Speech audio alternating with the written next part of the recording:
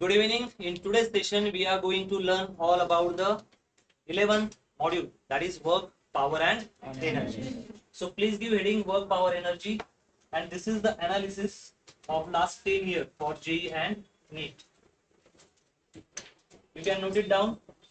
So this is NEET analysis particularly, and this is JEE analysis. These are variable points. So this chapter get classified into major 4 parts for JEE and NEET. The first one is work done by the constant and variable force. तो हमें variable force देखना है, constant force देखना है और उसकी वजह से वर्क होता है या नहीं देखना है. And the very important part is work energy theorem. So the first number part ask for 43% and in need लगभग अराउंड 40%. सो मतलब ये आईएमपी पार्ट है, तो हमें वर्क डन निकालना आना ही चाहिए, जो कि बहुत अच्छा और इजी टॉपिक है. Second is potential energy and conservation of energy. तो कोई भी हो जेई नीट या आपका एडवांस के एग्जाम हो तो कंजर्वेशन पे न्यूमेरिकल हमेशा आएंगे ही. ठीक है. तो 2 नंबर का पार्ट है, लगभग 20%, इधर भी 20% पूछा गया, तो ये भी हॉट टॉपिक है. थर्ड इज पावर निकालने वाला पार्ट 13-12% है लगभग. And the fourth is really MP, लगभग वो भी 20 से ऊपर वाला है, दैट इज कोलिजन थ्योरी. उसमें हम पढ़ेंगे इलास्टिक कोलिजन, इनइलास्टिक कोलिजन, ठीक है ना. एनर्जी कैसे शेयर होती है उसके कुछ प्रैक्टिकल्स वगैरह देखेंगे और मेरे ख्याल से वो भी काफी इजी है. उसमें कुछ फॉर्मूला हमें पढ़ने पड़ेंगे. टक्कर होने के बाद, व्हाट इज कोलिजन, टक्कर होने के बाद. जैसे कैरम खेलते हैं तो हम जो क्या होता है, जो स्ट्राइकर होता है उससे किसी को हिट करते हैं तो बहुत बार क्या होता है कि वो जो क्या बोलते हैं उसको, जिसको भी गोटी वगैरह होती है उसको मारते तो वो चली जाती है. कभी दोनों साथ में जाती है, कभी टकराने के बाद पूरी काइनेटिक एनर्जी दूसरे में चली जाती है. तो ये सारा डिस्कशन तब किया हुआ. So this is trend of last 10 years. So IMP point is 1, 2 and 4. 3 लगभग सभी चारों के चारों पॉइंट बहुत IMP है, तो इसको आपको याद रखना चाहिए. नेक्स्ट, नाउ फर्स्ट टॉपिक जो हमें पढ़ना है दैट इज वर्क डन. और वर्क क्या है ये हम देखेंगे. तो सबसे पहली हेडिंग लगा दो व्हाट इज वर्क. अब इसको समझने की कोशिश करते हैं कि वर्क क्या होता है. वर्क को समझने के लिए हम सिंपल लैंग्वेज में बोलेंगे कि वर्क मतलब क्या होता है भाई, कोई भी काम. वर्क मतलब क्या है, सिंपल कोई भी काम, जो भी हम कुछ काम करते हैं डे टू डे लाइफ. क्या काम हो सकता है कि मानो मेरे पास एक बॉक्स हो और मुझे बोला जाए कि ये बॉक्स को उठाना है. मैंने इसको उठा लिया, इस बॉक्स को पकड़ लिया और यहाँ आके रख दिया, तो मैं बोल सकता हूँ ये काम है. ठीक है ना. वर्क ये हमारी जनरल लैंग्वेज होगी. फिजिक्स में कुछ अलग मीनिंग निकलेंगे बाद में. अब मैं यहाँ राइटिंग कर रहा हूँ तो राइटिंग के लिए मुझे फोर्स लगता है और मैं इस पे लिखता हूँ. तो ये जो मैंने डायग्राम बनाया मेरे हिसाब से मैं क्या करता हूँ, राइटिंग. ये भी क्या है, वर्क. चलना वर्क, गाड़ी चलाना वर्क, स्पीच देना वर्क, सोना वर्क, आप क्लासरूम में बैठे हो ये भी क्या है, वर्क. तो हमारे डे टू डे लाइफ में वर्क क्या होता है, कोई भी काम जो हम करते हैं. लेकिन फिजिक्स की दुनिया में जब हम जाते हैं तो वर्क का अलग मीनिंग है. हर बार वर्क होगा ही ऐसा नहीं. वर्क मतलब काम और वर्क डन मतलब भी काम हो गया या काम झालं. मराठी में क्या बोलेंगे हम, काम झालं, काम खत्म हो गया. वर्क डन, काम कंप्लीट. तो हमें रेगुलर लैंग्वेज में जो हम बोलते हैं ना कि ये काम वो काम, चलना फिरना, बैठना सोना, खाना पीना, इंस्टाग्राम खेलना, है ना, करियर बर्बाद करना, ये क्या हो गए सारे काम. भाई बात समझ. लेकिन फिजिक्स की दुनिया में हमेशा ही वही डेफिनेशन काम नहीं करेगी. तो इसकी डेफिनेशन को पहले समझते हैं कि वर्क डन फिजिक्स की दुनिया में क्या है. ठीक है. फिजिक्स ये कहता है work is equal to applied force multiplied by, multiply तो चाहिए तो ना डॉट दे देते. मल्टीप्लाइड का साइन क्या लगा देते हो, डॉट या क्रॉस भी, लेकिन वो डॉट प्रोडक्ट होता है.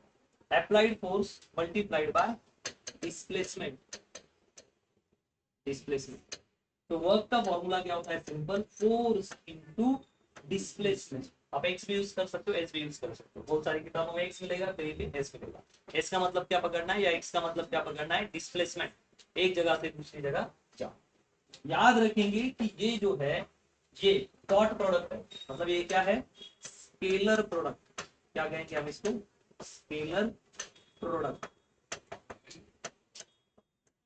Of two vectors. तो दो वेक्टर का क्या किया हमने, स्केलर प्रोडक्ट किया. और आपको ये सारी चीजें आती क्योंकि वेक्टर चैप्टर आपने पढ़ा. सो वर्क एक स्केलर क्वांटिटी है जिसमें हम ये बोलते हैं कि स्केलर प्रोडक्ट होने वाला है एफ का और एस का. एफ क्या है, अप्लाइड फोर्स, और एक्स या एस, जो भी आप लिखोगे वो क्या है, डिस्प्लेसमेंट। अब अपनी सीधी सी भाषा में सीखते हैं व्हाट इज वर्क। हम किसी चीज को फोर्स लगाए और उसकी क्या हो जाए, डिस्प्लेसमेंट। हम किसी चीज को क्या लगाए, फोर्स, और उसकी क्या हो जाए, displacement. Consider this is a box, यहाँ पे मैं करा और मैं इसको क्या लगा रहा हूँ, फोर्स। मैंने इस ब्लॉक को क्या लगाया, फोर्स। मैंने जैसे ही फोर्स लगाया ये ब्लॉक धीरे धीरे धीरे धीरे यहाँ पे आ गया। इसकी ये पोजीशन है ए और इसकी ये पोजीशन है बी। हमें कॉन्सेप्ट एक बार क्लियर हो गया ना, फिफ्थ न्यूमेरिकल इतने हार्ड, तो मैंने उसको यहाँ से लगाया। अब मैं बताता हूँ कि हाँ भाई मैंने फोर्स लगाया, मानो 10 न्यूटन और वो कितना डिस्प्लेस हो गया, 5 मीटर। कितना डिस्प्लेस हो गया, 5। सो वर्क क्या है, वर्क क्या है, वर्क डन मतलब काम हो गया। तो क्या मुझे ये जो काम दिया था ए से बी की जगह पे पहुंचाने का, क्या मैंने वो सक्सेसफुली किया, यस। कैसे पता चला, सर आपने फोर्स लगाया, work is equal to force. मुझे अगर ब्लॉक को इधर ले जाना है तो मैं ऐसा करूंगा, नहीं, इसका मतलब ये वेक्टर कौन, उसको डायरेक्शन है। उसके बाद क्या डिस्प्लेसमेंट हुआ, यस। मैं जिस डायरेक्शन में फोर्स लगा रहा हूँ डिस्प्लेसमेंट भी उसी दिशा में होगी। So what is work, force dot displacement. Why dot, क्योंकि ये क्या है, स्केलर प्रोडक्ट। कौन सा प्रोडक्ट है, scalar product. What is scalar product, in which we only consider magnitude of that vector. तो वो जो वेक्टर है फोर्स वाला हो या एस वाला हो, उसके क्या कंसीडर करेंगे हम, केवल मैग्नीट्यूड, डायरेक्शन का हमें कंसीडर करना। इसको बोलते हैं वर्क। वर्क का फॉर्मूला क्या है उसको भी सीखने की कोशिश करेंगे। वर्क का फॉर्मूला होता है force into displacement multiplied by cos theta. This is called as work. Force into displacement F X या एफ एस कॉस थीटा। ये फॉर्मूला आपके दिमाग में छाप लेना है। हाउ टू कैलकुलेट वर्क, कैसे निकालेंगे वर्क, फोर्स इनटू डिस्प्लेसमेंट और उसका cos, cos angle cos theta. ठीक है, इतना आप एक बार छापो, इस चीजों को समझने की कोशिश करो। रेगुलर हमारा जो वर्क है उसकी बोलने की भाषा अलग, बात करना भी काम है, सोना भी काम है, बैठना भी काम है। फिजिक्स में कुछ रूल्स एंड रेगुलेशन हमें फॉलो करने पड़ेंगे, तभी हम बोल सकते हैं कि वर्क हुआ। अगर मानो मैं इस ब्लॉक को बहुत तेजी से धक्का मार रहा हूँ, बहुत फोर्स लगाया मैंने, 100 न्यूटन लगा, 100 न्यूटन लगा ही रहा, लेकिन ब्लॉक हिल ही नहीं रहा। सो मैं फिर से फॉर्मूला लिखूंगा, work is equal to force. Force मानो मैंने 100 न्यूटन लगा, तो क्या उसकी डिस्प्लेसमेंट हुई, तो डिस्प्लेसमेंट कितनी, अगर वो हिला ही नहीं, जीरो, तो बताओ वर्क हुआ क्या। सो फिर आपका तो फोर्स वेस्ट हुआ ना, energy neither be created. Sir वो कहाँ चली गई, वो कंजर्व हो गई, क्या हो गई, कंजर्व। अगर किसी के पास रबर बैंड होगा तो देना, ठीक है, तो एक रबर, ठीक है, रबर, इसकी ये नेचुरल कंडीशन, ये ऐसा ही है। मैंने पूछा भाई ऐसा क्यों, तो उसने बताया मुझे पसंद है। अब मैं क्या करूंगा, मेरी एनर्जी यूज करके मैं इसको क्या करूंगा, डिस्प्लेस। तो रबर को अच्छा लगा होगा, नहीं, क्योंकि किसी भी चीज को अपनी नेचुरल स्टेट ही पसंद होती है, ये उसकी स्टेट है, मैं ऐसा ही रहता। लेकिन जैसे ही मैंने खींचा तो मैंने क्या दी, मेरी एनर्जी इस रबर में डालू। अब जो मैंने एनर्जी लगा दी, मैंने जो खाना खाया कि मेरी एनर्जी से रबर खींचा गया, तो मेरी एनर्जी कहाँ है, इस रबर के अंदर। और वो किस फॉर्मेट में सेव है, in terms of potential energy. Rubber कह रहा है कि सर आपने तो खींच लिया, आपकी पूरी एनर्जी कहाँ है, मेरे में स्टोर। जितनी मैंने यहाँ यूज की ना, उतनी कहाँ है अभी इसमें। जब मैं इसको छोड़ दूंगा, इसको तो खुद के हाथ पैर नहीं, तो ये खुद ब खुद पीछे क्यों चला गया। ही यूज माई ओन एनर्जी, मेरी ही एनर्जी इसने किस टर्म में स्टोर की थी, पोटेंशियल, और उस पोटेंशियल एनर्जी को उसने किस में कन्वर्ट कर लिया, काइनेटिक, और अपनी ओरिजिनल पोजीशन पे चला गया। तो हम गारंटेडली बात कर सकते हैं कि एनर्जी कभी भी लॉस नहीं होती, ना एनर्जी को बनाया जाता है। यूनिवर्स में जितनी भी गॉड गिफ्टेड एनर्जी है, हम में या किसी स्मॉल एटम में भी, वो हमेशा कंजर्व ही रहती है। कंजर्व को बोलते हैं हिंदी मराठी में संरक्षित। जितनी पहले थी उतनी हमेशा रहेगी। जैसे गीता में श्लोक है, इस यूनिवर्स का कोई आदि नहीं है, मतलब स्टार्टिंग नहीं है, और कोई अंत भी किसी को पता नहीं। तो वो एनर्जी पहले से ही थी और हमेशा ही रहेगी।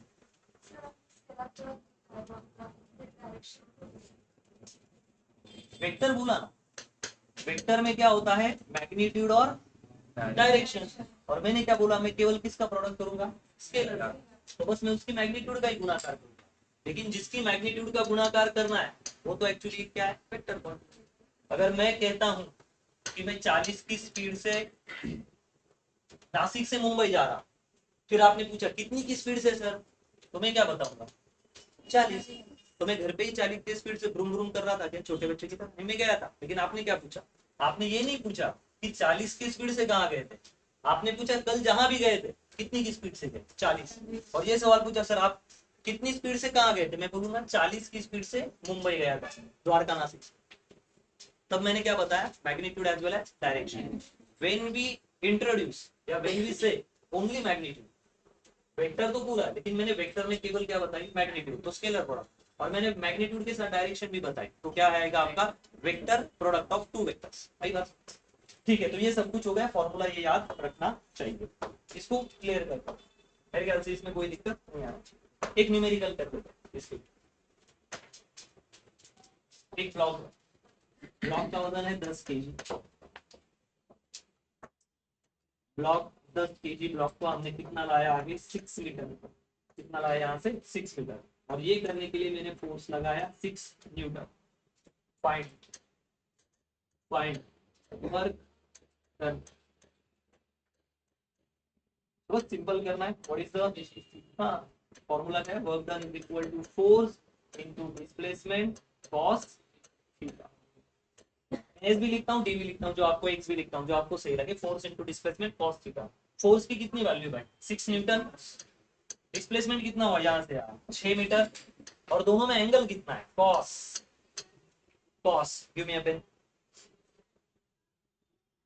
मैं इधर ही फोर्स लगा रहा हूँ, कहाँ फोर्स लगा रहा हूँ इधर, और डिस्प्लेसमेंट भी किधर हो गई उसी दिशा में, तो बताओ इन दोनों में कितना एंगल, जीरो।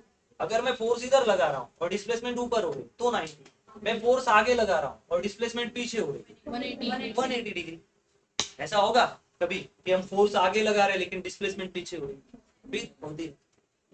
जब एग्जांपल आएगा तो आपको समझ में आएगा, जब एग्जांपल आएगा तो समझ में आएगा। याद रखना रियल लाइफ का वर्क और फिजिक्स का वर्क अलग अलग है, यहाँ हर बार वर्क होगा ही ऐसा नहीं है। आई बात समझ में, डिपेंड है कि कंडीशन पे। तो चलो कॉस, तो दोनों में ये खींचा भी आगे जा रहा है और डिस्प्लेसमेंट भी आगे, तो दोनों वेक्टर में एंगल क्या है सी। आई बात, जीरो। अब बताओ कॉस जीरो कितना 1, तो ये कॉस जीरो हो गया 1, तो 6 इंटू 6 36, यूनिट इज जूल, इसका यूनिट क्या होता है जूल। और ये भी सही जवाब है, work is equal to force into मानो डिस्प्लेसमेंट, फोर्स का यूनिट क्या है न्यूटन, और डिस्प्लेसमेंट का यूनिट क्या है मीटर, तो ये भी बराबर न्यूटन मीटर, तो न्यूटन मीटर ही क्या कहलाएगा जूल। दिस इज रियली इसको राइट ना, फोर्स का यूनिट क्या है न्यूटन, और डिस्प्लेसमेंट जब होगी, मानो मैं यहाँ से यहाँ आया, तो मैं कैसे गिनूंगा, मैं 1 किलो आया नहीं, मैं क्या बोलूंगा मैं 1 मीटर आया, 2 मीटर आया, 1 सेंटीमीटर आया। आई बात समझ में, सो न्यूटन मीटर ही क्या है आपका डायमेंशन पे भी हम बात करेंगे। क्या इजी प्रॉब्लम है, what is work force into displacement, और कौन सा लेना है आपको कॉस एंगल। डन, इसमें कोई दिक्कत जाए आगे, समझ गए प्रॉब्लम। और एक चिंदी प्रॉब्लम करेंगे हम, यू लाइक चिंदी प्रॉब्लम्स, तो आपको बोलना है यस। अब हम क्या लेंगे, एक 5 केजी का ब्लॉक है, या आप खुद ही करो, और इस पे हम लगा रहे 5 न्यूटन का फोर्स, ये डिस्प्लेसमेंट कर रहा है 10 मीटर, और यहाँ आ रहा 5 केजी का ब्लॉक यहाँ आ रहा। Find work, find work, what is the formula, work is equal to force into displacement or cos theta. I am using different variables. First time I used S, D and X. Keep in mind force into displacement. Don't go on the which kind of variable I used, right? So what is the force applied? That is 5 Newton. कितना displacement मार रहा है बबड़ा ये 10, और cos किसमें का angle पूछ रहा है F और X में, तो फोर्स किधर लगाया इधर, और डिस्प्लेसमेंट भी कहाँ हुई उधर, तो दोनों में एंगल कितना होगा 0, cos 0 कितना होगा 1। अब जिसको ये दिक्कत है सर मुझे कॉस के एंगल याद नहीं रहते, कोई दिक्कत नहीं, निकालो कॉस वाला सिग्नल, क्या ना इसे दिस इज कॉस सिग्नल। ठीक है, ये प्रॉब्लम सॉल्व करता हूँ, साइन कॉस की वैल्यू भी एक बार सिखा देता हूँ आपको। तो कॉस 0 क्या होता है 1, तो ये हो गया 50 जूल वर्क, क्योंकि work is equal to energy, और एनर्जी का यूनिट क्या है जूल, तो इसका भी यूनिट क्या है जूल। अगर ये नहीं आया तो आप लिख सकते हो 50 न्यूटन मीटर, लिख सकते हो। अब जिसको कॉस के एंगल में दिक्कत है, जिसको कॉस के एंगल नहीं समझते, वेरी सिंपल है, इस सिग्नल को बोला जाता है sine. Why, any signal which start from zero, ऐसा सिग्नल जिसकी लाइफ ही जीरो से स्टार्ट हुई, वो कौन सा सिग्नल है साइन। अगर साइन को आप काटोगे, साइन को क्या करोगे, काटोगे और इसी आधी साइकिल को उल्टा मार दोगे, तो बताओ कैसे दिखेगा। सर्कल ये पहला हाफ ऊपर का, और जब ये काट के मैं इतने पार्ट को उल्टा कर दूंगा तो ये क्या बन जाएगा, सर्कल। और सर्कल कितना होता है, ये 90, ये 90, ये 90 और ये 90, 2 पाई 360। आई बात समझ में, क्लियर है। ये हो गया साइन सिग्नल। अगर आप किसी सिग्नल को देख रहे हो और वो ऐसा दिखे आपको, मतलब जो जीरो पे ही हाईएस्ट पॉइंट पे, वो कौन सा सिग्नल होता है, कॉस। जो स्टार्टिंग पॉइंट से ही हाईएस्ट पे, मानो आप सुबह 5 बजे उठे या 5:30 बजे उठे, आपने सूरज को निकलते हुए देखा और तब मुझे बोला गुड मॉर्निंग सर, तो वो मॉर्निंग ही है। लेकिन आप सुबह 11:55 पे उठे और फिर गुड मॉर्निंग बोल रहे, तो जब दिन सबसे हाईएस्ट पॉइंट पे जा चुका है तो वो सिग्नल क्या होगा, कॉस सिग्नल। डिपेंड है कि आप कब देखते हैं, ठीक है। अब देखो यहाँ पे लगाओ 0, यहाँ पे लगाओ π/2, यहाँ पे लगा दो पाई, यहाँ पे लगा दो 3π/2 और यहाँ पे लगाओ 2 पाई। आपकी भाषा में 0, 90, 180, 270, 360। यहाँ पे भी 0, आधा पाई, पूरा पाई, 1.5 पाई, 2 पाई, पाई ही नहीं है फिर आधा पाई, कितना पाई, आधा, पूरा पाई, 1.5 पाई, 2 पाई। यही सिंपल सा वो बता। अब मैं पूछता हूँ, बताओ यहाँ पे मान लो ये +1 है तो नीचे कौन सी वैल्यू आएगी, माइनस। ये अगर +1 है तो ये क्या आएगी, देखो रट्टा मारने की जरूरत नहीं। Sine 0 0, sine π/2 +1, sine pi 0, sine 3π/2 -1, sine 2π 0, cos 0 +1, cos 90 0, cos 180 -1, 3π/2 cos 270 0 और cos 2π। रट्टा मारना ही नहीं, you have to just remember this two signals और आप कर सकते हो।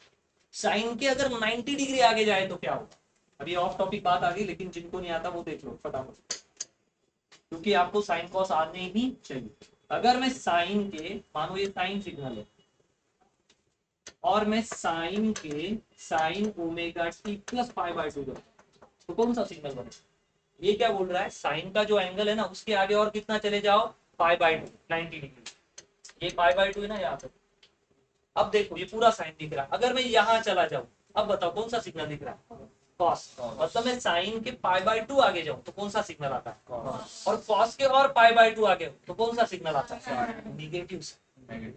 अगर मैं निगेटिव साइन के और π/2 आगे आता हूँ, निगेटिव कॉस के और आगे आता हूँ π/2, positive sine plus π/2, positive cos. रट्टा मारना ही नहीं। What is that mean, sine जो सिग्नल था उसमें और कितने आगे चलो, π/2। आई बात समझ में। कभी ये टॉपिक आएगा जब मैं वेव लाइट्स के सिग्नल्स के बारे में उनकी कंपोजिशन सिखाऊंगा, तब ये बात मैं आपको याद दिलाऊंगा। तो ये आपका जो पहला ये टेंशन था, ये आदमी कब से टेंशन ले रहा है, इसकी पूछे बना देते थे, तो इसका टेंशन क्या हो गया। आई बात समझ में, समझ गया वर्क के पूरी बातें आपको, आई बात समझ में। चलो और एक प्रॉब्लम करो, न्यूमेरिकल चलने से ही हमारा दिमाग।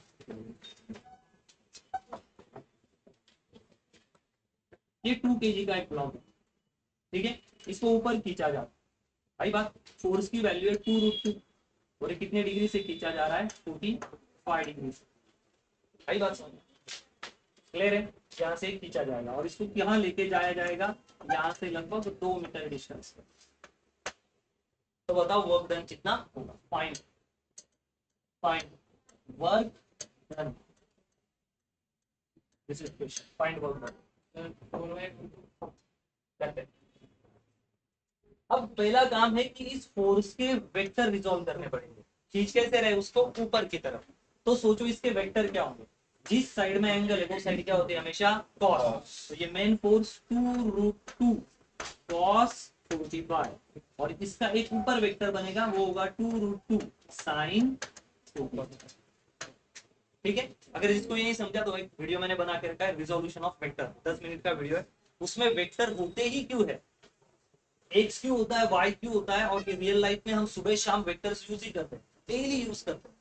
तो इस वेक्टर को सीखना नहीं है, इस वेक्टर को हम रियल लाइफ में देख सकते हैं, वेक्टर खुद बना सकते हैं, कम ज्यादा कर सकते हैं, उनके एंगल बदल सकते हैं, अल्फा बदल सकते हैं, सब कुछ हमारे हाथ में पॉसिबल है। लेकिन अभी वो बताना पॉसिबल नहीं, क्योंकि ये मान चुके हैं कि आप एनएलएम खत्म कर लिया है और आपको ये रिजोल्यूशन आता है, ठीक है, ताकि हम इसी चैप्टर पे मेंटेन करें।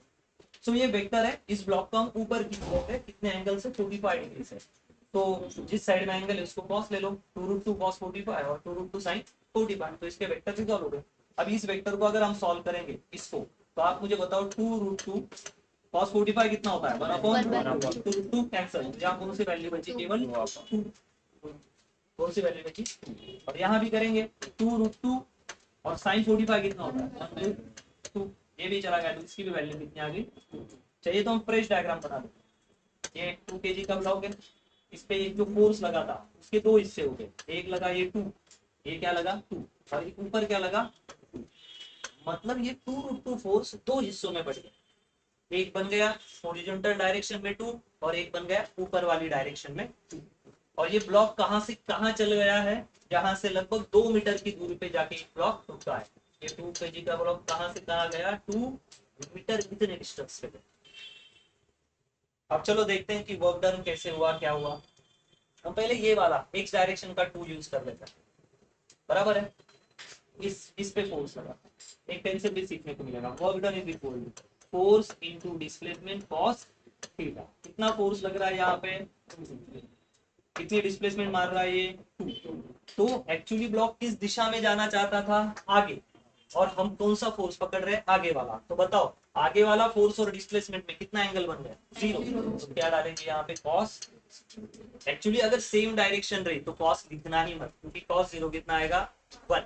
लेकिन आदत जरूर रखना है, कभी कभी भाई गड़बड़ में एंगल लेते। यहाँ से एक बढ़िया लेसन आप सीखोगे 2 ही मिनट में।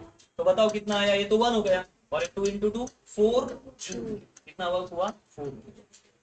सर ये भी तो एक फोर्स है जो ऊपर खींच रहा है, लेकिन डिस्प्लेसमेंट क्या हो रही है आगे, और ये फोर्स क्या कर रहा है, ऊपर खींच रहा है।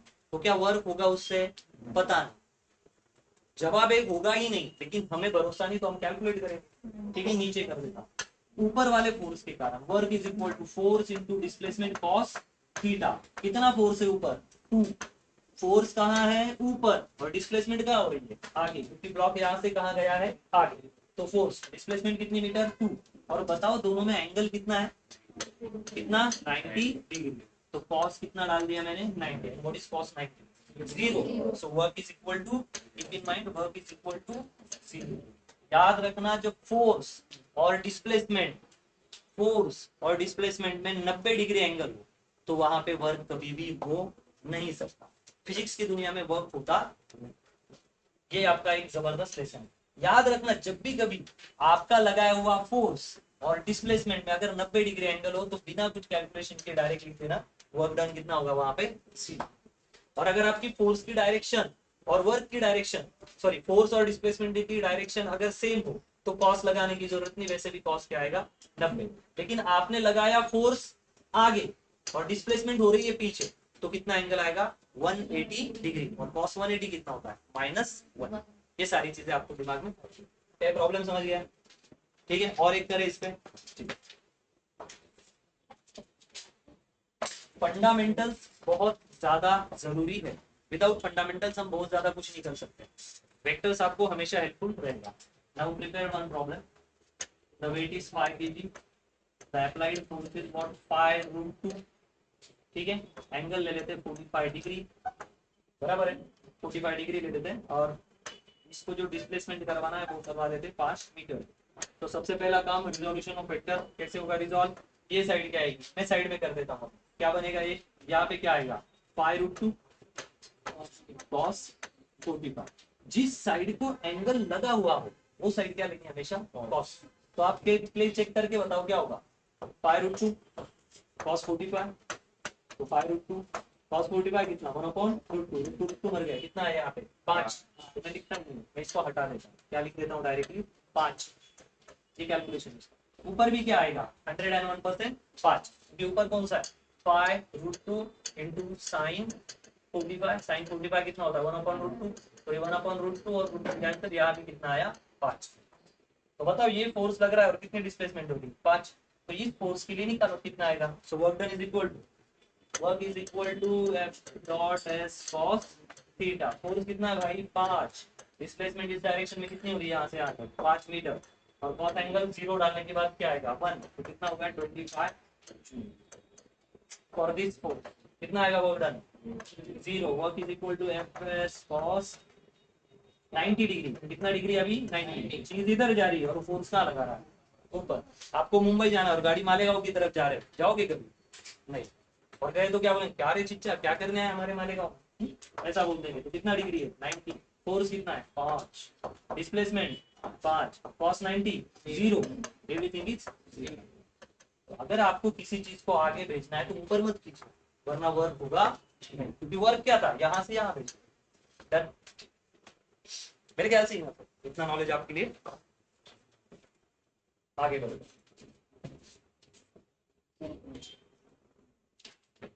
नेक्स्ट, अब वर्क के भी दो टाइप, एक होता है पॉजिटिव वर्क और एक होता है नेगेटिव। कौन से वर्क होते हैं? पॉजिटिव और नेगेटिव। और ये समझना काफी आसान है।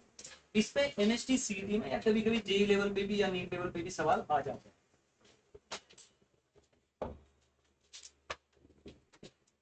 Work done is a scalar quantity. Keep in mind, सीटी में कभी आ जाएगा कि वर्क डन क्या है, स्केलर है, वेक्टर है, न्यूट्रल है और कुछ एक्स वाई जेड है, नन ऑफ दिस फलाना फलाना। वर्क डन कौन सी क्वांटिटी भाई? Scalar. It can be positive और इट कैन बी निगेटिव। हो सकता है सवाल है work must be positive, no, work may be positive, may be negative, कुछ भी हो सकता है। आई बात समझ? अगर आपको जो भी एंगल दिया है वो 90 से छोटा, if theta is less than 90 degree. जैसे अभी हमने प्रॉब्लम की, कितने डिग्री से खींच रहे थे आप? 45। उसके पहले भी हमने कुछ 45 दिया, 30 वाला कुछ एग्जांपल लिया, 30, 15, 60 डिग्री। अगर आप 90 डिग्री से कम एंगल पे किसी चीज को खींचते हो तो हमेशा याद रखना आपका वर्क डन क्या आएगा? पॉजिटिव। वर्क डन हमेशा क्या रहेगा? पॉजिटिव। अगर आप लगाते हुए जो भी चीज को खींचने के लिए आप फोर्स लगाओगे, अगर वो 90 डिग्री से कम रहा, 90 डिग्री मतलब छोटा एंगल, क्या बोलते हैं उसको हम? एक्यूट। क्या बोलते हैं? एक्यूट। तो अगर एक्यूट एंगल लगा रहे हो खींचने के लिए तो वर्क क्या रहेगा? हमेशा पॉजिटिव। अगर आप एग्जैक्टली 90 डिग्री से खींच रहे हो तो थीटा अगर आपका परफेक्टली 90 डिग्री है, मतलब इस ब्लॉक को आपको आगे भेजना है, खींच रहे हो ऊपर, तो कितना आएगा वो? हमेशा 0। वर्क होगा ही नहीं। Work done is equal to 0। इसका एग्जांपल हमने दो सॉल्व किया। अगर आप किसी चीज को खींचने के लिए अगर एंगल 90 से भी ज्यादा लगा रहे हो उसको क्या बोलते हैं? ऑब्ट्यूज। क्या बोलते हैं हम? ऑब्ट्यूज। 90 डिग्री से ज्यादा एंगल लगा के खींच रहे हो तो याद रखना, मानो कि डिस्प्लेसमेंट इधर और फोर्स कहाँ लगा रहे हो? ऊपर। अगर आपको डिस्प्लेसमेंट याद करनी है और फोर्स ऊपर लगा रहे हो तो एंगल आपका 90 से क्या हो जाएगा? बड़ा हो जाएगा। Your theta is greater than 90। ऐसे कंडीशन में वर्क क्या आएगा आपका? याद रखना हमेशा ये तीन चीजें आपको याद रखनी। If angle is less than 90 that is acute angle, the work is positive. If angle is exactly 90 degree in the direction of your displacement and your force is 90 degree, the work done is 0। अगर आपका angle जो force और displacement है वो 90 से भी ज्यादा, तो वर्क क्या रहेगा? ज्यादा एंगल 90 से नेगेटिव हुआ, छोटा एंगल 90 से पॉजिटिव हुआ, परफेक्टली 90 0। ये तीन चीजें आपके दिमाग में हमेशा सेट होनी चाहिए। सवाल आ जा सकता है कि एक वर्क हुआ और वहां पे जो एंगल लगाया था तो वो था 180 डिग्री, तो बताओ वो वर्क पॉजिटिव होगा या नेगेटिव? हम करके देखते हैं, चाहिए तो न्यूमेरिकल करके देखते हैं। मानो कि ये डिस्प्लेसमेंट हो रही है, एक ब्लॉक की डिस्प्लेसमेंट है, लेकिन जो फोर्स लगाया है वो कहाँ लगाया हमने? उल्टा। तो बताओ डिस्प्लेसमेंट में और फोर्स में कितना एंगल है? 180 लगा। वर्क का formula, work is equal to force into displacement cos theta, बराबर। सर ऐसे कैसे होगा? हम अगर फोर्स इधर लगाएंगे तो डिस्प्लेस वहां कैसे करेगा वो आपको पता चलेगा, जब एग्जाम्पल आएगा तो नेचुरली पता चलेगा। अभी तो इसको खत्म करते हैं। चलो फोर्स कितना है इस साइड में, उसकी वैल्यू ले लेता हूं मैं F, और S इस साइड में। अब बताओ cos थीटा कितना एंगल है? डिस्प्लेसमेंट इधर और फोर्स कहाँ हो रही है? अब शांति से सोचो, जब आप चलते हो तो आपके पैरों में और रोड में क्या होता है? फ्रिक्शन। जब हम आगे चलते, मानो ये जमीन है और मैं जब चल रहा हूं तो मैं जमीन को कहाँ धक्का मारता हूँ? पीछे। और खुद कहाँ जा रहा हूँ? आगे। तो जब हम आगे जाते हैं तो फ्रिक्शन का होता है पीछे, तो फ्रिक्शन का फोर्स पीछे और डिस्प्लेसमेंट का आगे। तो आप तो सुबह शाम डिस्प्लेसमेंट करते हैं, बात समझ में? When we walk on the road हम क्या करते हैं? पैर से जमीन को पीछे खींचते हैं, मतलब फ्रिक्शन का लगा रहे हैं पीछे और जमीन हमें कहाँ भेजती है? तो फोर्स लगा पीछे और डिस्प्लेसमेंट का। अब सोचो मैं यहाँ खड़ा हूँ आई एम वर्कर और मेरे सर पे एक बॉक्स है, आई बात समझ। तो फोर्स कहाँ लग रहा है, ग्रेविटी का फोर्स कहाँ लग रहा है, नीचे, और मेरी डिस्प्लेसमेंट कहाँ हो रही है। तो बताओ ग्रेविटी का वर्क कितना, वो भी न्यूमेरिकल पर। अभी ये समझो, तो फोर्स इधर है, फोर्स इधर है। अगर ये नहीं समझ रहा है तो मैं इसको मिटा के इस प्रॉब्लम को लेता हूँ, ठीक है। ये आदमी का पैर है ना, मानो कि उसने मुंबई से घाटकोपर से जूते खरीदे एडी पास कंपनी के। कौन सी कंपनी, एडी पास, सॉरी एडिडास होता है नहीं, घाटकोपर में 150 के शूज चाहिए है ना, या नासिक में अपने शालीमार पे खरीदने तो 150 में भी आपको एडिडास नहीं मिलेगा। कौन सा डास मिलेगा, एडी पास। तो जो भी है, दूर वालों को तो क्या समझते नहीं, वो तो अरे एडिडास का है ना, नाइकी की स्पेलिंग बदल देता है, एडी बास है। तो जितनी भी बात आएगी हम देख लेंगे। तो जब ये चलेगा ना बंदा, तो फ्रिक्शनल फोर्स का लगेगा पीछे। ये कौन सा फोर्स है, frictional force, this is called as frictional force. भाई बात सुनो, लेकिन बबड़िया जा कहाँ रहा, आगे, ठीक है। तो आपकी डिस्प्लेसमेंट होगी आगे, तो डिस्प्लेसमेंट को नाम दे देता हूँ मैं। तो फ्रिक्शन लगा पीछे और डिस्प्लेसमेंट हुई आगे, तो हम कैसे बोल सकते कि जहां फोर्स लगे वही डिस्प्लेसमेंट होगी। भाई बात समझ में, ठीक है। शेविंग करते तो ब्लेड किससे पकड़ते हैं, ऐसे खींचते कहाँ है, नीचे, तो ब्लेड कहाँ गया, नीचे, डिस्प्लेसमेंट कहाँ, नीचे, लेकिन फोर्स, फ्रिक्शनल फोर्स कहाँ लगा, ऊपर। अगर फ्रिक्शनल फोर्स ऊपर नहीं लगेगा तो दाढ़ी के जो शेविंग के बाल है वो निकलेंगे। फ्रिक्शन हमेशा किस दिशा में होनी चाहिए, अपोजिट। तो चलो लगाओ फोर्स, कितना वर्क हुआ फिर, एफ एस कॉस थीटा। अब मुझे बताओ ये जो एंगल बना एफ और एस में कितना डिग्री है, 180 degree, okay, put it the value. So F is F, S is S, and the cos value is 180 degree. अब 180 का cos कैसे आएगा, सर मैं भूल गया, कोई बात नहीं, वांधो નથી, આ છે 0, આ કેટલો છે 90 डिग्री, આ કેટલો છે 180 डिग्री, ठीक है। अगर मैं इसको पॉजिटिव 1 मानूं तो ये कितना आएगा, नेगेटिव 1। तो cos 180 કેટલો છે भाई, -1, तो work is equal to -fs। तो जब भी एंगल 90 से बड़ा, वर्क क्या आएगा, नेगेटिव। वर्क कितना आएगा, ठीक है, बस यही पूछ रहा हूँ। ये मत बोलना सर हम ब्लेड ऐसे चलाते तो नीचे, अरे भाई फ्रिक्शन हमेशा क्या लगता है, अपोजिट की डायरेक्शन में, अपोजिट डायरेक्शन में ही फ्रिक्शन आपका काम करेगा। डन,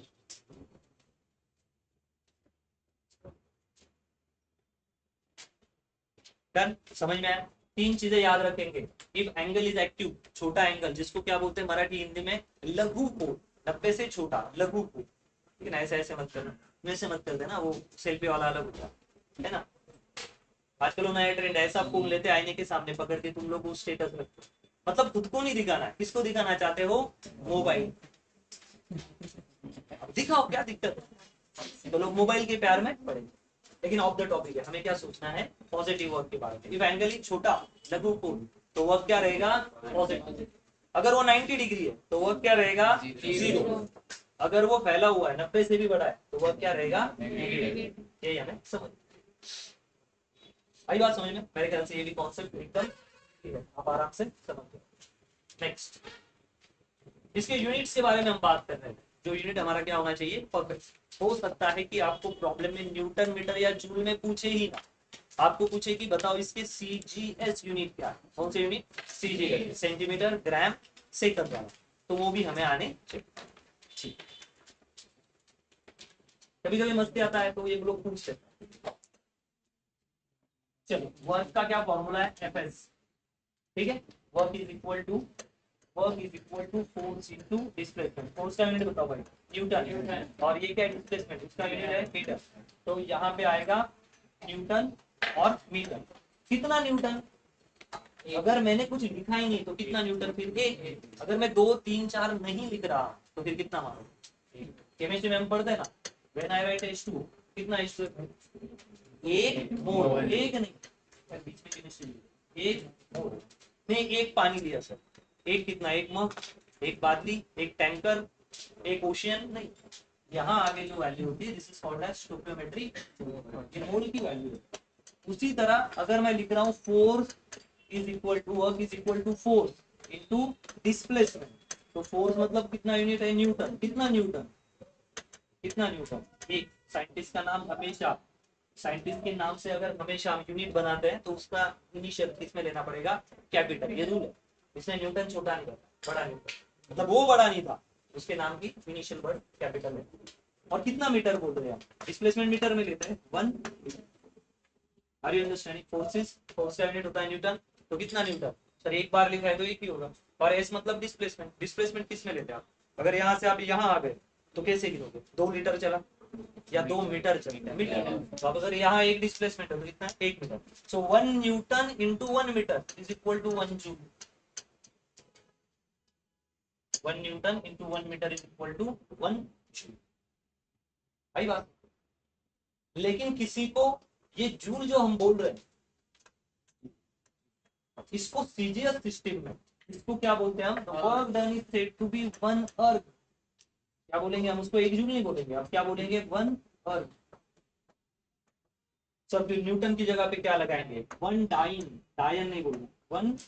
अगर डायन बोल दोगे तो झगड़े हो जाएंगे लड़के, वो बोलेगी तू डायन, वो बोलेगी तेरी माँ डायन, फिर वो बोलेगी तेरी डाटा है, तो वो झगड़े में हमें पढ़ना नहीं। हम बोलेंगे जाइन, कैसे बोलेंगे हम यूरोपियन लोग, क्या बोलेंगे, चाय,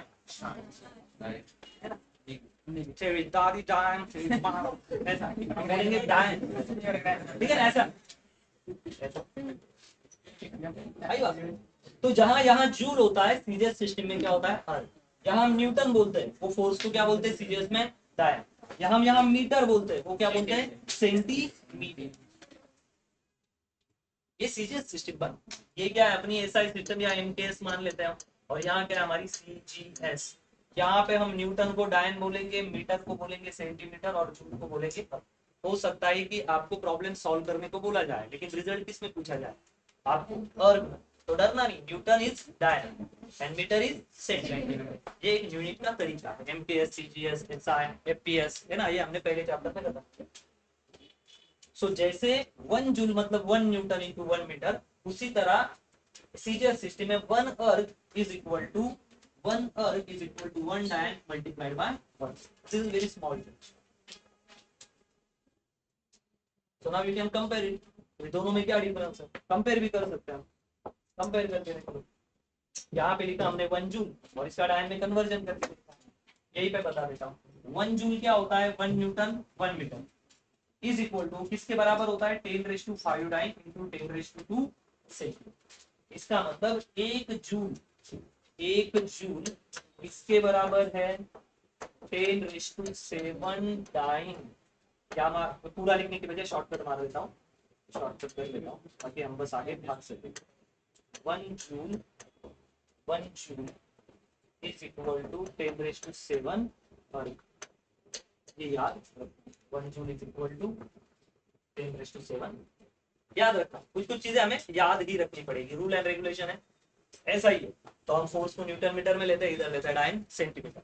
अगर हमें कन्वर्जन पूछा जाए कभी तो 1 जूल होता है 10⁷।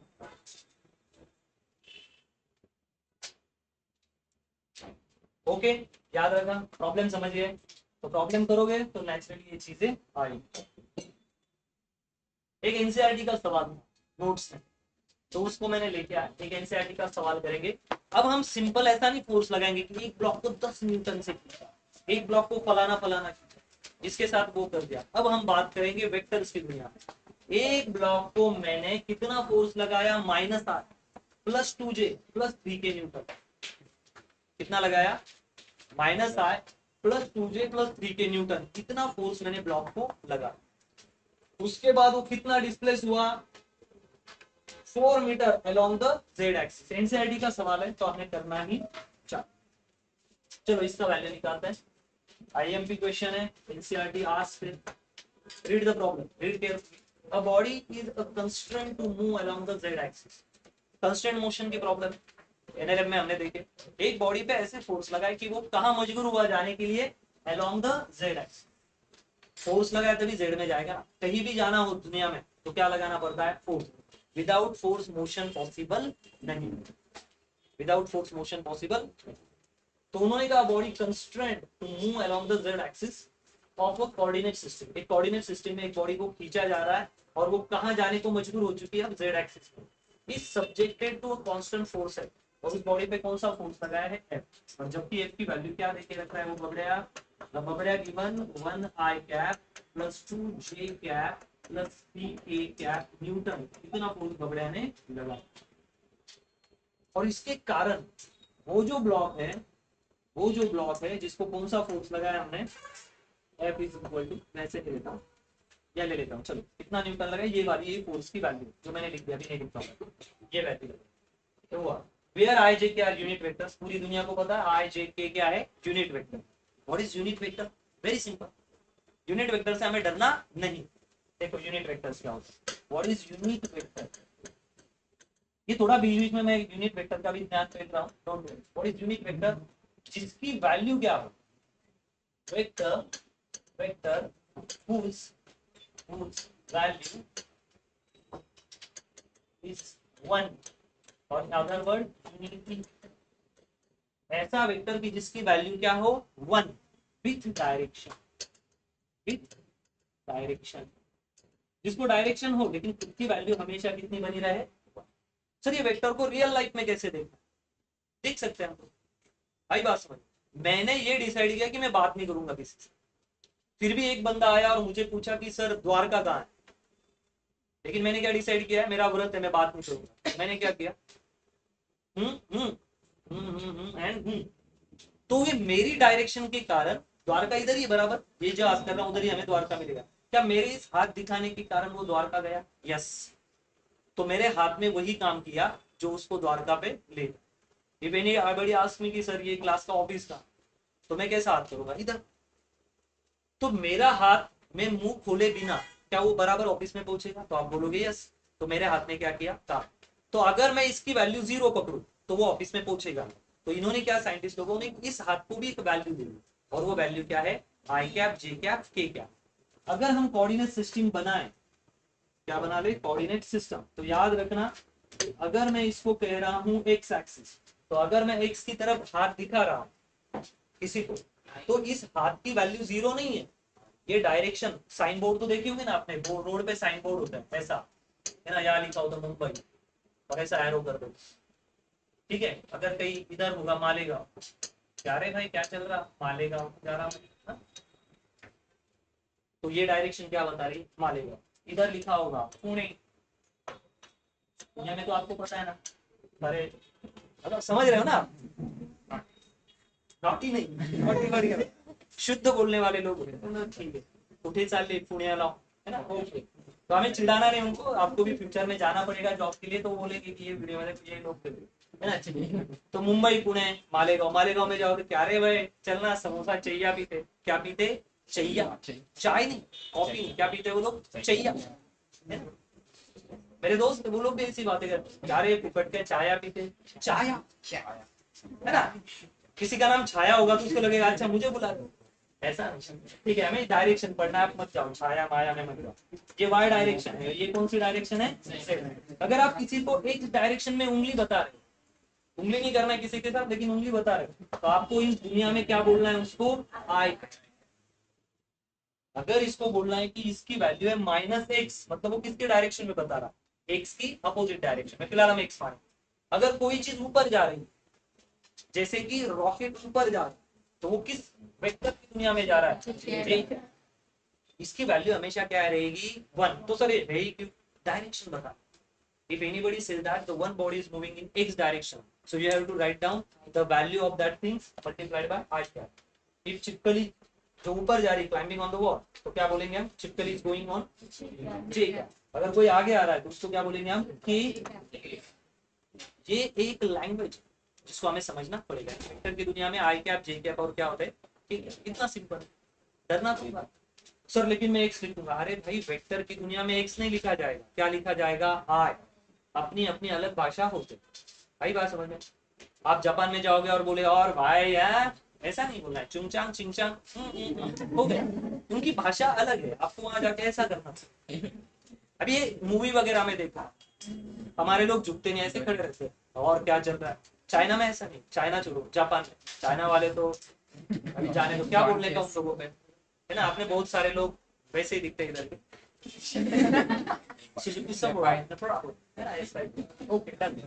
सो ये सिंपल सी भाषा, इसको हमें समझना चाहिए। सो इसने फोर्स लगा दिया इतना, और ये यूनिट वेक्टर है, और उन्होंने कहा what is the work done by this force in moving the body distance 4 metre. कितना वर्क लगेगा जब बॉडी कहाँ जाएगी 4 मीटर, किस डायरेक्शन में, केवल जेड। तो उन्होंने डिस्प्लेसमेंट बता दी, डिस्प्लेसमेंट को क्या लिख लूं मैं, एक्स। कितनी डिस्प्लेसमेंट होने वाली है 4 मीटर, लेकिन किस दिशा में होने वाली है, जेड एक्सिस में। और जेड एक्सिस में कौन सा कैप होता है, जेड एक्सिस में क्या होता है, तो आपके पास फोर्स है, आपके पास डिस्प्लेसमेंट है, क्या निकलना है, वर्क। तो work is equal to minus I cap plus 2j cap plus V K cap multiplied by, क्योंकि वर्क क्या होता है, वर्क हमें पता है, what is work, force is equal to, work is equal to force into displacement. तो work ये है, फोर्स ये एरिया है, और डिस्प्लेसमेंट कितनी है हमारी 4k। अगर जिसको लगे नहीं सर मजा नहीं आया, तो फिर आप उसको थोड़ा सा और इलाबोरेट करके लिख सकते, जैसे कि work is equal to minus I cap, लिखने की जरूरत नहीं लेकिन लिख लेंगे, जिनको नए नए देख रहे हैं उनको थोड़ा सा मजा आए, मल्टीप्लाई ये 4k। तो यहाँ आई कितना है, नहीं है या 0 है, तो मैं लिख दूं 0 आई कैप प्लस 0 जे कैप प्लस 4k। आप मुझे बताओ डॉट प्रोडक्ट में कौन सा प्रोडक्ट, भले मैंने यहाँ क्रॉस लिख दिया है, ये कौन सा प्रोडक्ट है, डॉट। ठीक है, क्रॉस और डॉट प्रोडक्ट मैंने आपको पढ़ाया। आप मुझे बताओ आई डॉट आई कितना होता है 1, जे डॉट जे के डॉट के कितना होता है हमेशा 1, और I dot J J dot के इज इक्वल टू के डॉट आई कितना होता है 0। कितना होता है 0, क्योंकि हमारा फॉर्मूला क्या था, P Q cos theta, P dot Q cos theta. अब ये देखो, अगर मैं इस आई से इसको मल्टीप्लाई करूं तो क्या आ जाएगा 0, इससे इसको करूं 0, इसको इससे भी करूं तो 0, इससे भी करूं इसको, हर एक टर्म को तो 0। केवल हमें किसकी पकड़नी वैल्यू के। अगर मैं 4k इंटू इसको मल्टीप्लाई करूं, देखो कैसे आएगा, यहाँ तो 1 है ना, 1 माइनस 1 इंटू 4 आई डॉट के, बताओ आई डॉट के क्या आएगा 0। मतलब मैं k से केवल किसको मल्टीप्लाई कर सकता हूं, k, तभी आंसर।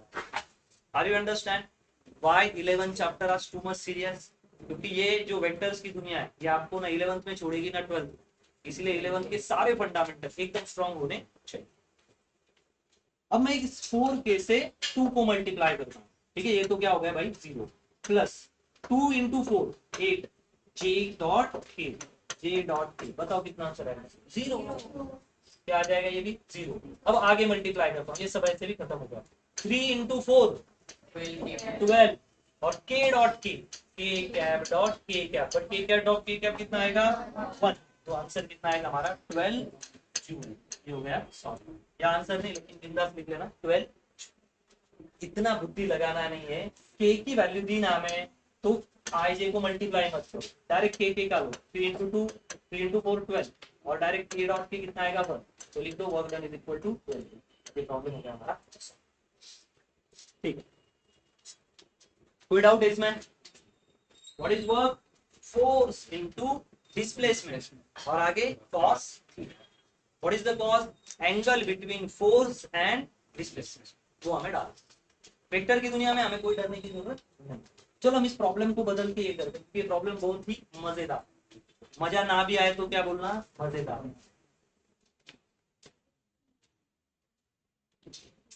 सर मजा नहीं आ रहा, किसी को गाना लगा सकते हो, तेरा तौबा तौबा ऐसा बोल सकते हो, ये आपसे इश्क कर रहा है, लेकिन आपको क्या करना है, तौबा तौबा सॉल्व करेंगे तौबा तौबा। चलो हम इसको ले लेते हैं, force is equal to -2i plus 2j plus 5k newton, इतना फोर्स लग रहा है, आपने किसी चीज पे इतना फोर्स लगाया, और उसकी वजह से आपको क्या डिस्प्लेसमेंट मिली, डिस्प्लेसमेंट मिली आपको 2 मीटर इन इन y एक्सिस, डिस्प्लेसमेंट मिली y एक्सिस। सो आपने फोर्स लगाया 2i -2i plus 2j plus 5k, और डिस्प्लेसमेंट कहाँ मिली आपको 2 मीटर में, कौन सा एक्सिस में 1, तो लिखो very good, work is equal to force into displacement और cos थीटा, तो एंगल हम ले लेंगे सीधा 0 ताकि बन आ जाए, f is equal to force के लो छे -2i plus 2j plus 5k multiplied by कितना डिस्टेंस है भाई, डिस्प्लेसमेंट 2 मीटर, किस एक्सिस में y, y में कौन सा यूनिट वेक्टर होगा जे, केवल जे वालों से ही मल्टीप्लाई करो, बात खत्म, इतना करने की जरूरत नहीं। क्योंकि अगर जे में आई से करूंगा, आई डॉट जे कितना होता है? 0। के डॉट आई क्या होता है? 0। लेकिन जे डॉट जे क्या होता है? 1। सो 2 into 2 કેટલો થઈ જાય? 4। and j dot z કેટલો થઈ જાય? 1। so વર્ગ કેટલો છે ભાઈ? 4। એમ છે, હે ના? તારો મારો પ્રેમ છે, શું છે? સારું છે, ધંધા લઈને મારું છે। તો બસ આ ગયા 4 જૂલ, बस इतना ही करना।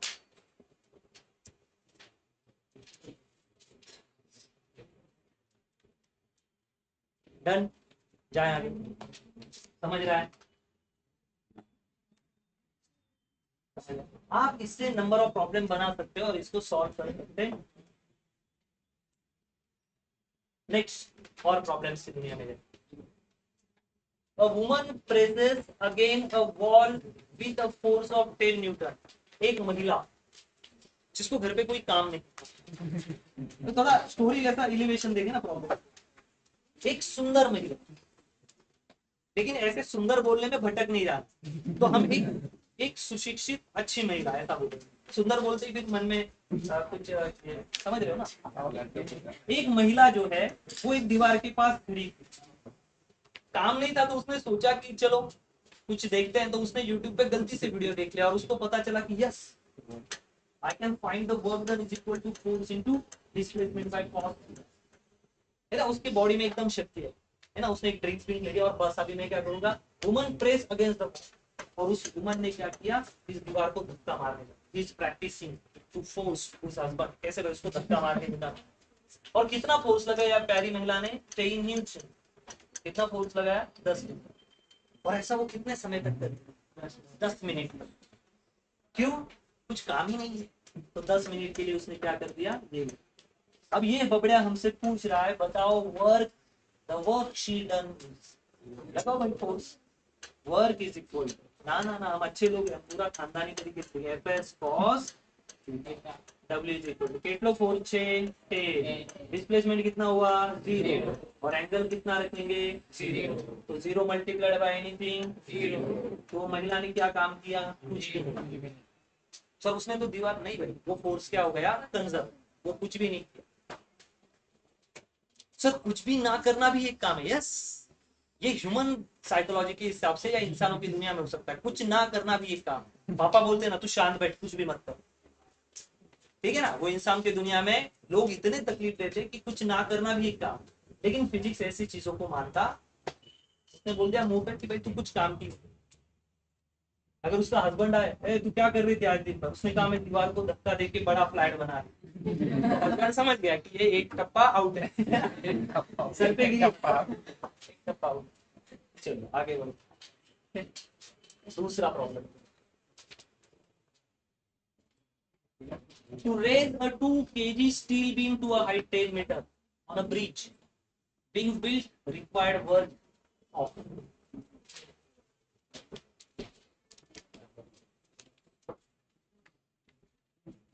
200 किलो के ब्लॉक को कहां लेके जाना है? 200 किलो के ब्लॉक को 10 मीटर की हाइट पे लेके जाना। तो क्या कितना फोर्स है? जितना उसका वजन है उतना ही क्या मारेगा वो फोर्स। एक बीम है, एक बीम है, raise 2 kg of steel beam to the height 10 metre. तो इस बीम का वजन है 200 kg। तो ये नीचे कितना लगाएगा? 200 kg मतलब 200 g। उसका वजन अगर 200 किलो है तो वो नीचे कितना लगाएगा? इस पे हम क्या करते हैं? 0 ऐड कर देते हैं, क्योंकि इतना क्या होता है? Force is equal to weight that is m into g। Mass કેટલો છે? 200 मल्टीप्लाइड बाय ये ग्रेविटेशनल। हम g की वैल्यू 10 भी डाल सकते हैं, लेकिन हम डालेंगे ठीक है। और कितना ऊपर ले जाना है उसको? 10 मीटर। तो कितना ऊपर लगाएंगे उसको? फोर्स लगा के कितना खींचेंगे? 10 मीटर। तो कितना वर्क इज इक्वल टू कितना हो गया? 200 g मल्टीप्लाइड बाय ये होगा ना फोर्स इनटू डिस्प्लेसमेंट। एक ही दिशा में जा रहे तो एंगल कितना लोगे? 0। खींच भी ऊपर रहे हो और वो जा भी कहाँ रहा है? ऊपर, तो एंगल कितना? cos 0 कितना? 1। तो इसको डालने की जरूरत नहीं। सेम डायरेक्शन में अगर फोर्स और डिस्प्लेसमेंट हो तो कुछ भी करने की जरूरत। सो ये g की वैल्यू भी डाल देते हैं। सो ये g की वैल्यू होती है 10, तो ये हो गया 2000। और कितना ऊपर जा रहा है 10 मीटर, तो ये 10 तो कितना होगा 2 1 2 3 और 4 1 2 3 4, तो ये 20 भी आंसर आएगा, लेकिन यहाँ थोड़ा सस्पेक्टेड है लेकिन वो आएगा ही। तो कितना होगा ये 1 2 3 मतलब 20 और 10⁻³ मतलब किलो जूल, ये हो गया आपका वर्क। भाई बात, अगर मैं लिखता हूँ 1 किलो तो मुझे क्या लिखना है, कितना लिखना। आई बात समझ में? किसी को लगा नहीं मैं ऐसे नहीं करूंगा सर, आपने वो एनएलएम में ऐसे सिखाया, वजन कितना है, मास 200 केजी, मास कितना है 200 केजी, तो हम क्या करते हैं, वेट इज एक्चुअली फोर्स, और फोर्स की और वेट की क्या वैल्यू है, m इंटू जी, मास कितना है 200, तो जी कितना होता है अर्थ पे 10, कितना होगा 2000 न्यूटन, कितना फोर्स उसने नीचे लगा, फोर्स ही चाहिए ना हमें, W is equal to force, W is equal to force into displacement, कितना फोर्स है 2000, डिस्प्लेसमेंट कितना है ऊपर 10, तो कितना हो गया 20,000, 1 2 3 4, आई बात समझ में, ये 20,000। अब चलो इसको अच्छे खानदानी तरीके से लिखते हैं, ये 20,000 है, एक डेसिमल पॉइंट यार 1 2 3, कितने घर शिफ्ट हुए हम 3 घर, तो ये हो गया 20 और 10⁻³ मतलब कितना आएगा किलो, ये आ गया आपका, छोटी छोटी चीजें आपको आनी ही चाहिए। डन, सिंधी प्रॉब्लम है।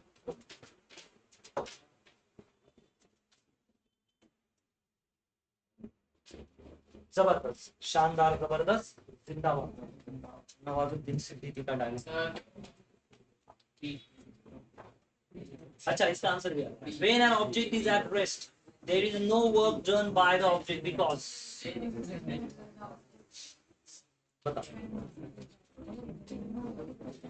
अच्छा यहाँ पे वो डैश दिखा तो आपने ऐसा तो नहीं कर दिया, एन ऑब्जेक्ट इज रेस्ट, एक ऑब्जेक्ट वही के वही पड़ा, एक ऑब्जेक्ट वही के वही पड़ा, ये पुराना है, there is no work done by the object, एक चीज जहां पड़ी थी कल भी वहां ही पड़े, तो भाई क्यों नहीं किया, there is no distance move by object, work कब होगा जब कोई चीज एक जगह से दूसरी जगह जाए, मैं यहाँ मुझे किसी ने ऐसे उठाया गोद में, अब मैं उतना तो बड़ा नहीं हूँ, छोटा नहीं हूँ गोद में उठा, और उठा के मुझे कहाँ रख दिया यहाँ, तो एक जगह से दूसरी जगह लाने के लिए क्या लगाना पड़ता है फोर्स, और फोर्स लगाने के बाद अगर डिस्प्लेसमेंट हुई तभी क्या बोल सकते हैं हम वर्क, फोर्स लगा के भी हिलाने तो भी क्या बोलना वर्क डन हुआ ही, एक ऑब्जेक्ट यही है मैं यही हूँ और मैं दूसरे दिन भी यही हूँ तो मैं हिला क्या नहीं, तो फोर्स फॉर्मूला क्या होता है work is equal to, Hindi problem से work is equal to force into distance, तो फोर्स डिस्प्लेसमेंट हुई नहीं तो बताओ आंसर क्या आएगा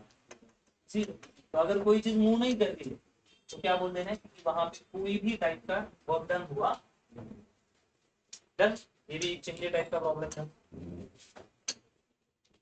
नेक्स्ट चलो इसको बोलो, N object is moving at constant speed on a frictionless floor, शायद ये दिख नहीं रहा होगा, लिख लो, मैं चाहिए तो पढ़ के बताता हूँ, an object is moving at constant speed on frictionless floor has no work done because moving constant speed on frictionless floor, constant speed से मूव कर रही है लेकिन सरफेस कैसा है फ्रिक्शनलेस, मतलब मूव कर रही है मतलब डिस्प्लेसमेंट है लेकिन फ्रिक्शन का फोर्स कितना है जीरो, चलो हम उसको सॉल्व करें, what is work done force into displacement, same direction में इसलिए मैं कॉस की वैल्यू है। अब बताओ कोई चीज अगर आगे जा रही है तो पीछे क्या होना चाहिए फ्रिक्शन, जब आप चल रहे हो जमीन पे आपका पैर, तो जमीन आपको कहाँ धक्का मारती है आगे क्योंकि फ्रिक्शन का हो रहा है पीछे, तो हम मोशन कर पा रहे हैं, इसका कौन रिस्पॉन्सिबल है फ्रिक्शन, तो हमारे आगे जाने के लिए कौन सा फोर्स रिस्पॉन्सिबल है फ्रिक्शन, तो हम आगे जाएंगे तो पैरों का फ्रिक्शन कहाँ होगा पीछे, हम किसी चीज को आगे घसीटेंगे खींचेंगे तो फ्रिक्शन कहाँ होगा पीछे, आई बात समझ में, हम ब्लेड से नीचे करेंगे ऐसा बाल निकालने के लिए तो फ्रिक्शन कहाँ लगेगा, जहां भी हम मोशन करते हैं फ्रिक्शन उसके क्या होता है अप, लेकिन इस भाई ने बोल दिया है कि कांस्टेंट स्पीड से फ्रिक्शनलेस फ्लो, सो क्या ऐसे होता है 99% अचीव किया जा सकता है, 100% स्मूथ सरफेस नहीं बनाया जा सकता, ठीक है याद रखना है नॉलेज के लिए भाई, there is no resultant force, भाई रिजल्टेंट की बात ही नहीं, फ्रिक्शनल फोर्स कितना है यहाँ पे जीरो और डिस्प्लेसमेंट हो रही है, डिस्प्लेसमेंट हो रही है कांस्टेंट स्पीड से, अगर फ्रिक्शन ही जीरो है और डिस्प्लेसमेंट कितनी भी हो जाए मानो 100 मीटर पर सेकंड से जा रहा है तो भी वर्क कितना होगा? जब तक फोर्स नहीं है, यहाँ कौन सा फोर्स है आगे जाने के लिए? फ्रिक्शन। फ्रिक्शन ने बोल दिया कि स्मूथ है, तो फ्रिक्शन की वैल्यू क्या होगी? 0। तो वर्क कितना होगा? There is no distance move by the object. ये एक ऑप्शन है। The object has no energy, ये कुछ काम कर। The object has low energy, ये भी कुछ काम कर। अब इसमें there is no resultant force on the body. जब तक भाई उस पर रिजल्टेंट फोर्स ही काम नहीं करेगा तो क्या वहां पे वर्क होगा? नहीं, क्योंकि वर्क होने के लिए क्या जरूरी है? फोर्स भी और डिस्प्लेसमेंट। मानो कि मैं इस ब्लॉक को, एक ब्लॉक है और उसको मैं बहुत धक्का दे रहा हूँ और ब्लॉक हिल ही नहीं रहा, फोर्स लगा है, हिल ही नहीं रहा, तो बताओ वर्क कितना होगा? मानो कि ब्लॉक जादू से कोई डायन आ गई और उसको जादू से उड़ा रही है, तो बताओ अगर वो हवा में उड़ाएगी तो फ्रिक्शन होगा क्या? नहीं, तो बताओ वर्क हुआ क्या? क्योंकि डायन है ही नहीं। लेकिन भूत के मूवी देखने के बाद लगता है ना। मैंने अभी एक मूवी देखा 2 दिन पहले, तो काफी बेकार हालत हो गई। Which of the following situation has no work done? Next question है, यहाँ दिए गए में से ये सारे पूछे हुए सवाल है, आईएमपी समझ लो। Which of the following situation, लिखना है जिसको ये क्लियर नहीं लिख रहा है वीडियो में, which of the following situation has no work done? पहला, a ball fall from the tree due to gravity। Ball gravity की वजह से नीचे गिरा। पहला करके देखते हैं। बॉल, जब बॉल नीचे गिरा तो कौन सा फोर्स लगा था? Gravitational force. और नीचे गिरा मतलब क्या किया? डिस्प्लेसमेंट। तो वर्क भी है भाई, फोर्स है कौन सा? ग्रेविटी वाला, और डिस्प्लेसमेंट होगा, तो ये वर्क होगा। दूसरा, अ स्पेसशिप क्रूज इन स्पेस। यहाँ पे तो बैंड बजी, एक हवा में अर्थ के ऊपर कहीं एक क्रूज है, ये नहीं बताया वो कहाँ जा रहा, वो है केवल। तो बताओ यहाँ पे क्या होने वाला? कुछ भी नहीं ना, इस पे फोर्स काम कर रहा है, डिस्प्लेसमेंट। अगर वो हवा में लटक रहा है बोल सकते हैं कि एक सेंट्रीपिटल फोर्स उसके ऊपर काम कर रहा है, लेकिन वो डिस्प्लेस हो रहा है या नहीं उसके बारे में कुछ बताया नहीं। मतलब ये है कि जहाँ पे कुछ भी वर्क नहीं हो रहा। तीसरा भी देख ले, तो 100 cut a piece of wood, ये वुड ले लेते हैं और एक 100 जो है वो उसको काट रही है, कट कट कट कट, तो क्या लगा रहा है वो? फोर्स। और वहां क्या हो रही है? डिस्प्लेसमेंट। वुड थोड़ा बहुत तो हिलेगा, ये नहीं बताया कि उसको पकड़ के रखा है। A boy drag his bag along the floor। एक बच्चा जिसको टीवी देखना है, डोरेमोन देखना है, वो स्कूल नहीं जा रहा है और उसकी मम्मी काफी पिछवाड़े पे मार रही है, उसको फटाफट दे रही है, वो बोल रहा है मैं नहीं जाऊंगा, मैं जाऊंगा। 11-12 के बच्चे, जेई नीट के बच्चे, वो दिन भर मोबाइल खेलते, तो मैं क्यों? ऐसा उसने कहा, आप पूरा बताओ। तो वो बैग अपनी खींच रहा, तो बताओ फोर्स का लगेगा पीछे, तो वैसे भी तो वो एक फोर्स में लगा रहा है और बैक का जारी छात्र। तो यहाँ पे जो 2 नंबर का ऑप्शन है ना, ये सही है। और स्पेसशिप क्रूज इन स्पेस, यहाँ पे कोई भी वर्क करने की जरूरत, वो हवा में फ्लोट कर। डन। आगे दोनों प्रॉब्लम समझ में, आगे बढ़े, समझ रहा है? Next question number 6, which of the following unit is a unit of measuring work done? Very simple है ना, ये तो लॉजिकल सवाल, एकदम ही गरीब वाली कोई एग्जाम होगी, एकदम चिंदी वाली एग्जाम है ना, या कोई प्रे करके जाए हे भगवान मैं ये कर दूंगा, बस इजी सवाल आने, तो बस ये आ जाएगा, लिख देना चाहिए, ठीक है। नेक्स्ट, ये भी एक चिंदी सवाल है जो ऑलरेडी आप कर चुके हैं। The box is being pushed horizontally on the smooth surface by 10 Newton. एक बक्से को 10 न्यूटन के फोर्स से जमीन पे घसीटा गया। अगर आप पढ़ाई नहीं करोगे तो घर वाले भी आपके साथ बॉक्स की तरह ही हालत है ना, तो don't be a box, box बनने की जरूरत नहीं। और इस बॉक्स को घसीटते घसीटते कहाँ ले गए प्यारे बच्चों? 6 मीटर। What is the work done on the box? चिंदी सवाल है, लगाओ। F is equal to, sorry, work is equal to F into D cos theta। तो जिस दिशा में फोर्स है उसी दिशा में घसीटा जा रहा है, तो cos की वैल्यू कितनी हो गई? 0 1। तो फोर्स कितना है? 10 और क्या रहा? 6, ये हो गया 60। तो डी ऑप्शन आपका सही। तो आज के लेक्चर में केवल और केवल हमने बेसिक बातों पे ध्यान, व्हाट इज वर्क, वर्क किसे कहना चाहिए, इन रेगुलर ह्यूमन बींग्स में जो लाइफ होती है, work is what, day to day life में हम जो भी काम करते हैं, this is the kind of work. Eating, sitting, chatting, calling, speaking, spitting, वो भी एक ऐड आती है ना, वो भी एक वर्क है ना। अजय देवगन की एक ऐड आती है, ऐसा करता है ना, सबको नमस्कार करता है, ये सब जान लो, ऐसे ऐसे वीडियो में पढ़ाई की इसमें ऐसी कुछ बातें। लेकिन टीवी में देख देख के छोटे बच्चे भी ऐसे करने लगे। मतलब उनको आप क्या संस्कार मिल रहे बचपन से ऐसा। मतलब भाई पहले बोलते हैं नमस्कार राम राम, है ना, ऐसा बोलते हैं हम लोग, वो ऐसा करते हैं। तो भाई वो ऐड थोड़ा सा अलग टाइम में दिखाया करो, रिक्वेस्ट है, लेकिन उन लोगों को वापिस बुरा लग जाएगा, मैं माफी मांगता हूँ। बस समझा रहा हूँ, छोटे बच्चों पे इफेक्ट है। तो आज के वीडियो में हमें बस इतना करना था कि हम वर्क पावर एनर्जी के क्या जान ले बेसिक। तो भाई वर्क एकदम सिंपल बात है, हमारी भाषा में एकदम सिंपल है। Work is equal to force into displacement multiplied by cos angle. अगर फोर्स लगा रहे हैं लेकिन डिस्प्लेसमेंट नहीं हो रहा, नो वर्क। अगर फोर्स नहीं है, स्मूथ सरफेस है, लेकिन फिर भी उस कांस्टेंट से जा रहा है, फिर भी वर्क नहीं, उसको बोलेंगे सीट हो गया, वर्क नहीं हुआ, सटक गया। आई बात समझ में। उसके बाद हमने ये देखा कि अलग अलग एंगल पे जब खींचते हैं तो केवल कौन सा कंपोनेंट यूज करना पड़ता है हमें, उसी डायरेक्शन का। अब एक और छोटा लास्ट वाला प्रॉब्लम करेंगे, एक लास्ट प्रॉब्लम लेते हैं।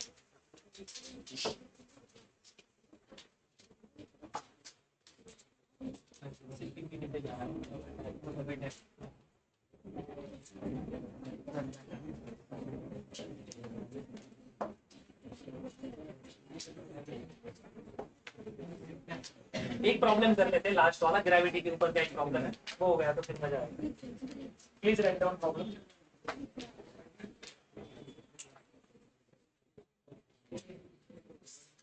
Box of 10 kg is moving by 10 Newton force. एक 10 kg का बॉक्स है, 10 kg का बॉक्स, और वो मूव कर रहा है, उसको मूव करवाने के लिए कितना लगा रहे हैं हम, 10 Newton force. Find work done bye, find work done by gravitational force. 10 second. Find the work done by gravitational force. एक बक्से को 10 न्यूटन की इससे खींचा जा रहा है, और हाँ, gravitational force displacement displacement displacement is 5 metre. 5 metre की डिस्प्लेसमेंट हुआ, कितना दूर गया ये, 5 मीटर। 5 मीटर 10 केजी का ब्लॉक कितना बोलते हैं, 0।